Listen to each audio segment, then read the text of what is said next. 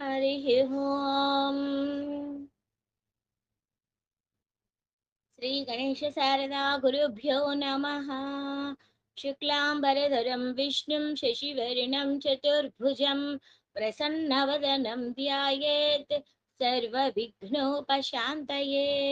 शारदा शारदाम्भोजवदना वदनाम्बुजे सर्वदा सर्वदास्माकं सन्निधिः सन्निधिं क्रियात्। गुरुर्ब्रह्मा गुरुर्विष्णुर्गुरुर्देवो महेश्वरः गुरुः साक्षात् परं ब्रह्म तस्मै श्री गुरवे नमः। श्रीमन्महागणाधिपतये नमः। श्रीमहासरस्वत्यै नमः। श्रीगुरुभ्यो नमः। शङ्कारूपेण मच्चित्तं पङ्कीकृतमभूद्यया किङ्करीयस्य सामाय शङ्कराचार्यमाश्रये। भारती करुणापात्रं भारतीपदभूषणं भारतीपदमारूढं भारतीतीर्थमाश्रये। विद्याविनयसम्पन्नं वीतरागं विवेकिनं वन्दे वेदान्ततत्त्वज्ञं विधुशेखर भारती। క్రితం శ్లోకాలలో మనకి బ్రహ్మ రాసిన రాతని కూడా నీవు నన్ను తీసివేయగల తీసివేయగలవు. ఎందుకంటే బ్రహ్మ యొక్క చేతి గోటితోటి నీ యొక్క చేతి గోటితోటి బ్రహ్మగారి యొక్క తలకాయని తీసివేస్తావే అంటే మన నుదుటి రాతను రాసే ఆ బ్రహ్మగారి యొక్క తలకాయని నువ్వు తీసివేస్తావు కదా. ఒక పువ్వు నుండి కాడ నుంచి పువ్వుని వేరు చేసినట్టు మరి నా తల రాతను మార్చే శక్తి నీకే ఉన్నది అంటూ శంకరాచార్యుల వారు ఈశ్వరుని కోరుకున్నారు. ఇప్పుడు ఇప్పుడేం కోరుకుంటున్నారు? విరించేర్ దీర్ఘాయుర్భవతు భవత తత్పరశిరశ్చతుష్కం సంరక్ష్యం సఖలు భువి ధైర్యం లిఖితవాన్ విచారః పోవామా విశద కృపయా పాతి శివతే కటాక్షౌ వ్యాపార స్వయమపి చ దీనావనపరః.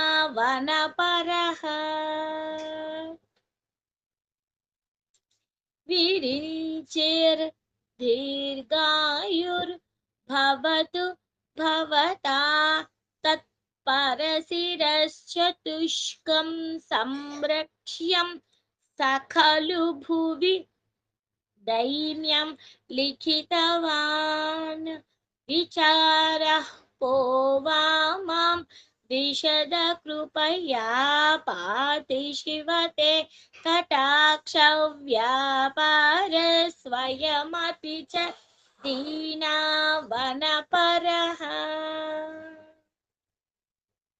ఈ శ్లోకంలో జగద్గురువులు శంకరులను ఏమి కోరుకుంటున్నారు అంటే బ్రహ్మ తలని తుంచివేసేసావు, అలానే మిగులున 4 తలని రక్షించటం కోసము భూమిపై ఉన్న మానవుల పాలభాగముల మీద దీనత్వంగా తన రాతను రాసుకున్నాడా అనిపిస్తుందయ్యా.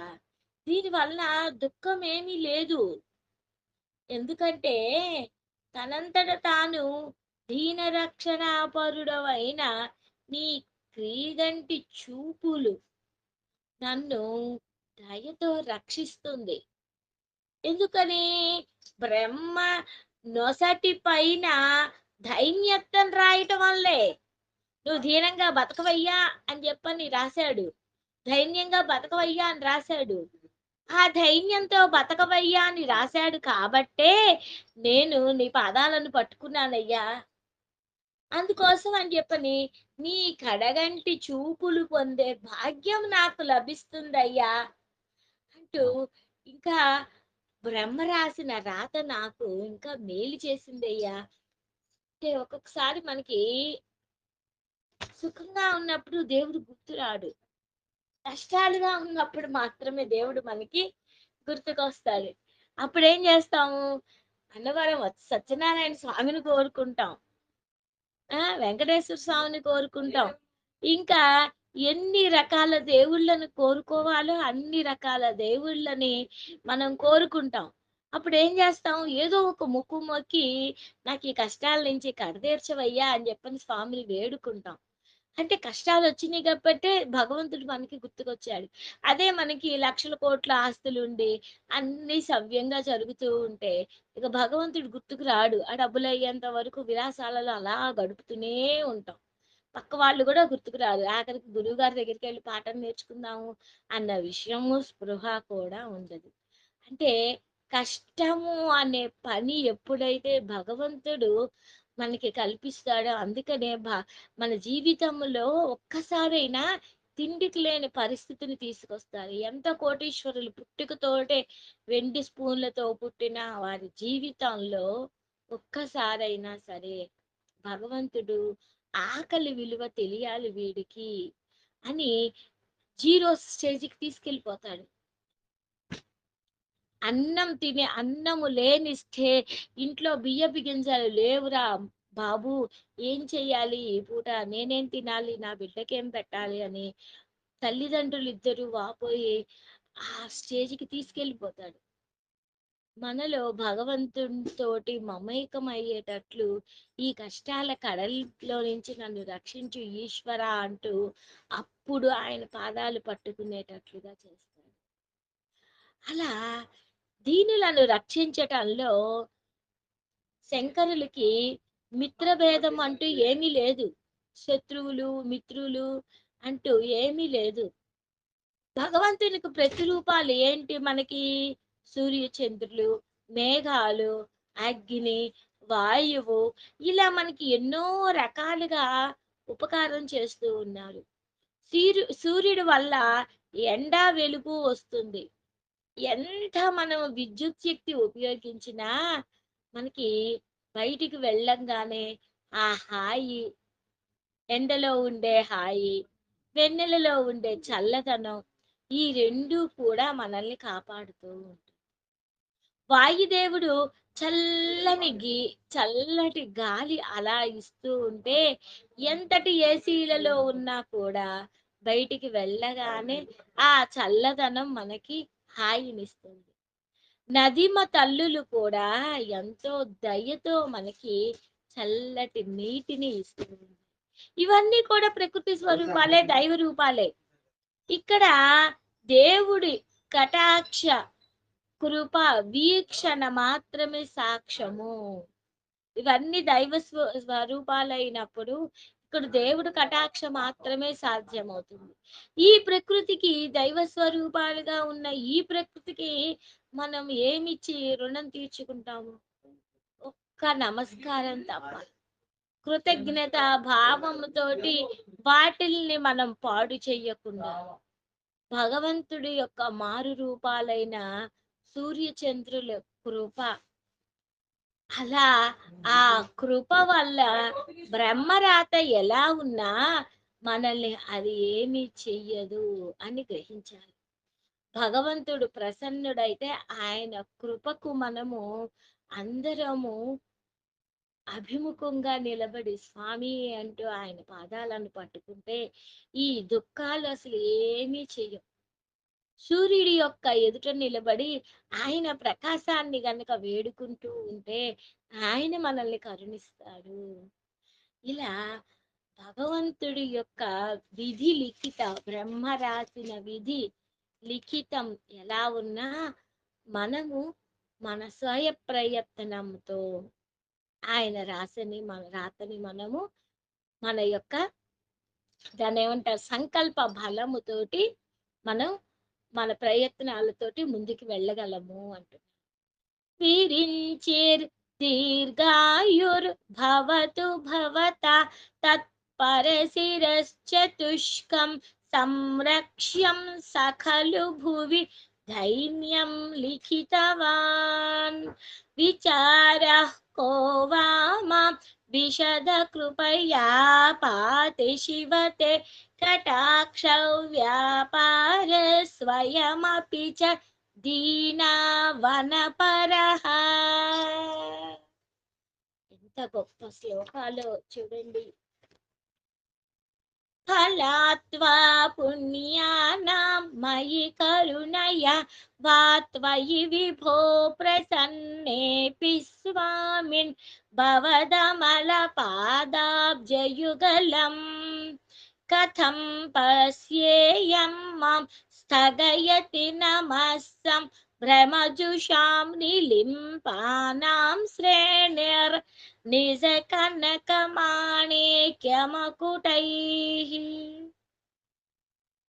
శంకర్ల యొక్క సాక్షాత్కారము కష్టంగా ఉందంట. ఎంత చక్కగా అడుగుతున్నారో చూడండి. స్వామి మహాదేవా, నాయనా, నువ్వు నిన్ను వేడుకుంటే నువ్వు రా నాన్న, నా పాదాలను దర్శించుకుందువు అంటూ నా ముందు ప్రత్యక్షమయ్యావు. నా కనుల ముందు ప్రత్యక్షమయ్యావు. నా ఇలా జరగటానికి కారణము నా పూర్వజన్మ పుణ్యమో, లేకపోతే నేను వేడుకున్న వేడుకోలో అని అనలేను. ఎందుకంటే అది అహంకారం అవుతోంది. నువ్వు దయామూర్తివి కదా! నువ్వే ప్రత్యక్షమయ్యావు. నా నా యొక్క దయని చూపించటానికి నా మీద. నేను నిన్ను ఆర్తితో తెలుసుకున్నా. నా దురదృష్టం ఏమిటో నీ పాద దర్శనం కావటం లేదయ్యా. దేవతలందరూ కూడా బారులు తీరి గుంపులు గుంపులుగా ఉన్నారయ్యా నీ ముందు, నీ దర్శనానికి, నీ పాద దర్శనం కోసం చూస్తున్నారయ్యా. వారందరి శిరస్సుల మీద పెద్ద పెద్ద కిరీటాలున్నాయి. ఆ కిరీటాలు బంగారు కాంతులతో రత్నమయంగా నిర్మించబడి విరికొట్లు గలుపుతూ ఉన్నాయి. ఆ పాదాలు, నీ పాదాల మీద శిరస్సులు పెట్టి మొక్కుతూ ఉన్నారు వారు. పోనీ కొంచెం పక్కకు తప్పుకోమంటే పెద్దవాళ్ళు, ధర్మం కాదు. పాపం వారు కూడా నీ పాద దర్శనం కోసం నాలాగే ఆరాట పడుతూ అవస్థలు పడుతున్నారు కదయ్యా. వాళ్ళు కూడా ఎన్నో జన్మల పుణ్య ఫలం ఉంటే వాళ్ళు దేవతలయ్యారయ్యా. పోనీలే, వారికి ఆ భాగ్యం ముందుకు దక్కని కదా అని నించున్నాను. భగవత్పాదులు ఎంత గొప్ప సహృదయంతోటి నాకన్నా ముందు వచ్చిన వాళ్ళు, వాళ్ళకి దర్శనం ఇవ్వని అంటూ కోరుకుంటున్నారు. అదే న్యాయం కదా అంటున్నారు. శరీరం మొత్తము కూడా పాలు పొదుగు ఉంటే పిండుకోవాలి కొంచెమే. భూమిలో నీటి గొట్టాలు అమర్చినంత మాత్రం చేత నీరులో, కుళాయిలో నీరు మనకి ఎంత కావాలో అంతే పట్టుకో. అలా పాదాలనే చూడాలి. పాద దర్శనము చేతే నా యొక్క కోరికలన్నీ తీరుతాయి, నా వాంఛలు తీరుతాయి, నిన్ను చూసే భాగ్యం నాకు దక్కుతుంది అంటూ స్వామి పాదాలు కనపడ్డా ఎదురుగా దేవతలు ఉన్నారు. ఆ దేవతలను వాళ్ళకి దక్కని కాస్త ముందు, ఆ తర్వాతే నేను స్వామి పాదాలను చూస్తాను అంటూ కష్టంగా ఉన్నా కూడా ఎంత జాగృతతోటి అడిగారు చూడండి. అందుకే నేను చెప్తాను, గుడికి వెళ్ళినప్పుడు మనకన్నా పెద్దవాళ్ళు, మనకన్నా మన క్యూ పెద్దదిగా ఉన్నది అని చెప్పని మనము ఆ ప్రాంగణంలో కాసేపు హాయిగా ఆస్వాదిద్దాం. అక్కడ ఎంతో మంది వచ్చి వెళ్ళారు. ఆ ప్రాంతంలో వాళ్ళు పలికిన పలుకులు విందాం, ప్రశాంతంగా కూర్చుందాం. వాళ్ళందరినీ చూడనియ్యండి. గబగబా గుడికెళ్తారు. ఎందుకో ఆ తొక్కిసలాటలో నుంచి ముందుకి వెళ్ళిపోయి గబగబా ఎక్కడో ఉంటారు. ఎవరో తెలిసినోళ్ళు కనిపిస్తారు. వాళ్ళతోటి నించుంటారు. ముందుకెళ్ళిపోతారు. అది ఎందుకో ఒక్కొక్కసారి వాళ్ళు మనలాగా వచ్చినోళ్ళే కదా! అట్లా తొక్కిసలాటలో ఎళ్ళిపోవటం దేనికి? ఒక 2 నిమిషాలు ఆ స్వామి నామాన్ని అక్కడే ఆ లైన్‌లోనే చదువుకుంటూ, స్వామిని అక్కడి నుంచే తనివి తీరా చూస్తూ, అక్కడ గుడి ప్రాంతాలను అన్నింటిని ఆస్వాదిస్తూ, చక్కగా ఉండొచ్చు కదా! తోసుకోవటం దేనికి ఇలా అందరూ అని అనిపిస్తుంది. వెంకన్న స్వామి గుడిలోకి వెళ్ళినా కూడా ఆ గదుల్లో ఉంటే, ఆ గదులలో స్వామిని యొక్క రూపాన్ని, ఆ ప్రాంతం మొత్తం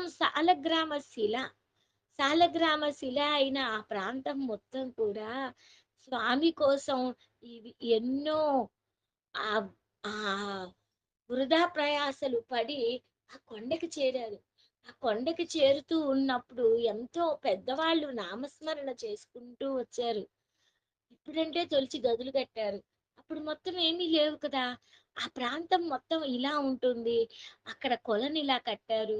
ఆ స్వామిని విశేషంగా తలుచుకుంటూ 10 నిమిషాలు కాదు, అరగంట అయినా స్వామి సన్నిధిలోనే మనం ఉన్నాము అన్న భావనతో గనక తిరుమల యాత్ర మీరు చేసి రండి. ఆ యాత్ర మీకు సుఖవంతం. ఫలాత్వా పుణ్యానాం మయి కరుణయా त्वयि विभो प्रसन्नेऽपि स्वामिन् भवदमल पादाब्जयुगलम् कथं पश्येयं मम स्थगयति नमस्सं भ्रमजुषां निलिम्पानां श्रेणिर्निजकनकमाणिक्यमकुटैः फलाद्वा पुण्यानां मयि करुणया वा त्वयि विभो प्रसन्नेऽपि स्वामिन् भवदमलपादाब्जयुगलम् कथं पश्येयं मां स्थगयति नमस्तं भ्रमजुषां निलिम्पानां श्रेणिर्निजकनकमाणिक्यमकुटैः ఇక కనిపించిన ఆ స్వామిని అలా చూసుకుంటూ త్వమేకో లోకానాం పరమ ఫలదో దివ్య పదవిం వహంతే స్వన్మూలాం పునరపి భజంతే హరిముఖా कियद्वा दाक्षिण्यं तव शिवमदासा च कियति कदा वा मद्रक्षां वहसि करुणापूरितदृशा శంకరాచార్యులు వారు ఆ ఆ శంకరుడికి ఇలా ఒక విజ్ఞప్తి చేస్తున్నారు. ఏమని?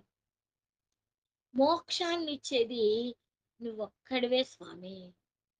విష్ణువు మొదలైన దేవతలు అందరూ కూడా దివ్య పదవులు మాత్రమే ఇస్తూ ఉంటారు. వాళ్ళు అంతటితోటి తృప్తితో చెందక వారు మరల మరల నిన్నే సేవిస్తూ ఉన్నారు. నీ దాక్షిణ్యం ఎంత గొప్పదో స్వామి! నా ఆశ ఎంతటిదో చెప్పలేం. నీ దయ అంత గొప్పది. కరుణాపూర్ణమైన నీ చూపు నాకు ఎప్పుడు రక్షణగా పూనుకుంటుందో, నాకు రక్షణ కావాలి స్వామి. నేను పరమ ఫలాన్ని ఏం కోరుకుంటున్నాను? నీ సాయుజ్య, సాలోక్య, సామీప్య, సారూప్యాలనే కోరుకుంటున్నాను. వీటిల్ని అనుగ్రహించగలిగిన వాడివి నీవు ఒక్కడవే కృష్ణయ్య. కాబట్టి నేను తప్ప ఇంకొకరిని ఎవ్వరిని ఆశ్రయించలేను. బ్రహ్మ, విష్ణు, ఇంద్రుడు వీరి దేవతలు అందరూ కూడా విష్ణుత్వము, బ్రహ్మత్వము, ఇంద్రత్వము ఇలా పదవులు అన్నీ నీ దయ ద్వారానే పొందారు. వారికి మోక్షము పొందాలి అన్నా కూడా మరల నీ అనుగ్రహం కోసమే వారు తిరిగి నిన్ను ప్రార్థిస్తూ ఉంటారు. వారు నీ అనుగ్రహం కోసం పడిగాపులు కాస్తూ ఉంటారు. ఇంద్రాది దేవతలు అందరూ కూడా పదవులన్నీ దివ్య పదవులే. కానీ వాటిల్లో వారు తృప్తి పడటంలా. విష్ణాదులు కోరే ఫలితం దేనికోసమైతే ఉంటుందో వారు మరల మరల నిన్ను సేవిస్తున్నారు. అందుకని నేను విష్ణువు అలాంటి దేవతలను ఆశ్రయిస్తే ఏం ఫలం ఉంటుంది? నిన్ను మాత్రమే ఆశ్రయిస్తాను. నువ్వనుకోవచ్చు నీకింత ఆశ అని. నువ్వు పరిహసించవచ్చు. ఇంత ఆశ నీకెందుకురా బాబు ఇప్పుడే అని. బ్రహ్మ, విష్ణువు లాంటి వాళ్ళే మళ్ళీ జన్మలెత్తి ఆ పదవులను పొంది వారు ఆయన కోసం పడిగాపులు కాస్తూ ఉన్నారు. నువ్వు సామాన్య మానవుడివి కదా! నీకెందుకింత ఆశ అని జెప్పని నువ్వనుకోవచ్చు స్వామి. ఎందుకంటే దాక్షిణ్యం అనేది భక్తుల యొక్క అభిప్రాయం. నీవే నా కోరికను తీరుస్తావు అని నీ పాదాలను గట్టిగా పట్టుకుంటా. దీనిలో నాకు సిగ్గు లేదు. నేను సిగ్గుపడను. ఎందుకు అంటే దాక్షిణ్యం అనేది ఎప్పటికైనా నా కోరిక తప్పక తీరుస్తుంది అనే నమ్మకం. ఈశ్వరా! నా రక్షణ ఎప్పుడు నీవే చేస్తావు. నీవు ఎప్పుడు నన్ను దయతో రక్షిస్తావు. సదా నిన్నే నమ్ముకున్నాను అంటూ ఈ శ్లోకంలో ఎంతో అందంగా చెప్తున్నారు. త్వమేకో లోకానాం పరమఫలదో దివ్యపదవీం వహంతస్త్వన్మూలం పునరపి భజन्ते హరిముఖాః కియద్వా దాక్షిణ్యం తవ శివ మదాసా చ కియతి కదా వా మద్రక్షాం వహసి కరుణ పూరితదృశా. ఆయన మీద అంత నమ్మకంతోటి మళ్ళీ ఇంకొక శ్లోకంతోటి ఎలా భజిస్తున్నారో చూడండి. ధురాసా భూయిష్ఠే దురధిపగృహద్వారఘటకే దురంతే సంసారే దురితనిలయే దుఃఖజనకే మదాయాసం కిం న వ్యపనయసి కస్యోపకృతయే వదేయం ప్రీతిశ్చేత్తవ శివ కృతార్థాః ఖలు వయం. శంకరా, దురాశ. ఈ సంసారంలో నేను ఎన్నో కష్టాలు పడుతున్నాను. నీవి ఆ కష్టాలను ఎందుకు తొలగించటం లేదు? ఎందుకంటే నా సంసారంలో అన్ని దుఃఖాలే, అన్ని ఆశలే. నీచుల పాలకుల దివాణంలో ద్వారాలలో ప్రవేశించి వారిని యాచించాల్సి వస్తుంది. స్వామి, నా కష్టాలకి అంతు కనపడటం లేదయ్యా. ఎందుకు? ఈ సంసారం అనేది మహాకూపం, అడుగడుగున దుఃఖమయం. నేను దీనితో వేగలేకపోతున్నాను స్వామి. నువ్వు దయామయుడు అంటారే, నా గురించి ఎందుకు ఆలోచించటం లేదబ్బా? నాకు అర్థం కావటం లేదు.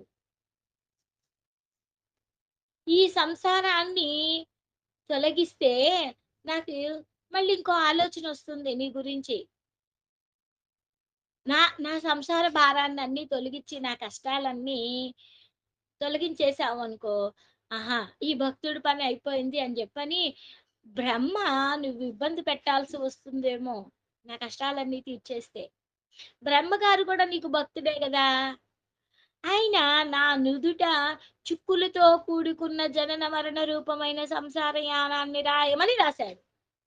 నీవు ఈ సంసార భారాన్ని తొలగిస్తే బ్రహ్మగారి మొహం చిన్నబోతుందేమో. బ్రహ్మరాతకి నీ చేతికి భిన్నంగా ఉంటే బ్రహ్మగారు బాధపడతాడేమో. బహుశా నా కష్టాలని నువ్వే పడు అని నన్ను వదిలేశారేమో. పోనీ నీకు అదే ఇష్టం అనుకో శంకర. నేను మాట్లాడను. మేము కూడా ఒక రకంగా కృతజ్ఞతలమయమయ్యాం. ఎందుకంటావో చెప్పనా? ఆ బ్రహ్మగారు ఎంతో శ్రద్ధగా నిన్ను ఆరాధిస్తున్నారు. నీ అనుగ్రహాన్ని సాధించాడు. నీకు బ్రహ్మగారి మీద ఎంత ప్రేమ ఉందో, నిరంతరము నీ ప్రీతి కోసం నిన్ను అర్చిస్తాము, సేవిస్తాము. ఇతర విషయాల దృష్టికి రాము. మా సంసారం కష్టాలు అన్నీ దూరం అవ్వాలి. ఈ సంసారం అనేది నామరూపాలు లేకుండా నాశనం అవుతుందని మేము నీ నీ అధీనంలో ఉన్నాము. నీవా భక్తుల కామధేనువి, భక్తవత్సలుడివి. మేము నీకు ఎన్ని చెప్పినా, నిన్ను ఎంత సేవించినా, నువ్వు వాత్సల్యాన్ని చూపించి, ఈ సంసార పటుత్వంలో నుండి గట్టెక్కుతావు. నీవు భక్తవత్సలుడివయ్యా! నాకేమీ భయం లేదు. అంటూ శంకరులు ముందుగానే ఆయన కాళ్ళకి బంధం వేస్తూ ఉన్నారు. దురాశ భూయిష్ఠే ఇది దుఃఖాల నిలయము. దురాశలకు చేటుగా ఉన్నది. ప్రభువుల కాళ్ళ వేళ్ళబడి యాచించాల్సి వస్తుంది. ఎందుకంటే ఉద్యోగం చేస్తున్నాము. ఉద్యోగం చేస్తూ ఉన్నప్పుడు వాళ్ళు డబ్బులు ఎప్పుడు ఇస్తారా అని ఎదురు చూసి నెలాఖరు దాకా కష్టపడి పని చేయాలి. ఆ పని చేసిన దానికి మంచిగా డబ్బులిస్తారో లేదో తెలియదు. వాళ్ళిస్తారో ఇవ్వరో అని చెప్పని వాళ్ళని పొగడాల్సొస్తూ ఉంది. డబ్బులివ్వలేదనుకో మనం ఎలా గడుస్తుంది మన ఈ నెల మన సాపాటు ఎలా గడుస్తుంది? ఇస్తేనే కదా! వాడివ్వకపోతే నా పరిస్థితేంటి? అని బాధపడుతూ ఉన్నాడు పాపం. ఆశ, దురాశ మన మామూలు జన్మల్లాంటివే. మామూలుగా మనం ఎలా ఆలోచిస్తామో ఆయన శ్లోక రూపంలో శంకరాచార్యులు వారు ఆ శంకరులని అడుగుతున్నారు. మన బాధని ఆయన గుర్తించారు. చూడండి. కోటి కోసం కూటి విద్యలు అన్నట్టు ఈ కోటి ఈ కూ కూటి కోసం జానెడు పొట్ట కోసము ఎన్నెన్నో పనులు చేస్తూ ఆశతోటి దురాశ కాదు ముందు ఆశలే కదా! ముందు 4 వేళ్ళు లోపలికి పోయే మార్గం కోసం ఎన్ని తిప్పలు పడుతున్నామో స్వామి. ఆ! ఇలాంటి ఈ దురాశలతో కూడి ఇంకొకరి దగ్గర యాచించవలసి వస్తుందే అని బాధ. ఈ సంసారం కోసం. దురాశా భూయిష్ఠే दुरधिपगृहद्वारघटके दुरन्ते संसारे दुरितनिलये दुःखजनके मदायासं किन्न व्यपनयसि कस्योपकृतये वदेयं प्रीतिश्चेत्तव शिव कृतार्थः खलु वयम् सदा मोहाटव्याञ्चरति युवतीनां कुचगिरौ नटत्या सा शाखा स्वठति झटिति स्वैरमभितः कपालिन् भिक्षो मे हृदय कपिमत्यन्तचपलं दृढं भक्त्या बद्ध्वा शिव भवदधीनं कुरु विभो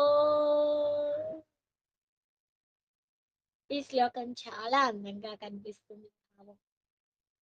శివా, నా హృదయం అనేది ఒక పెద్ద మరకటం అంటే కోతి.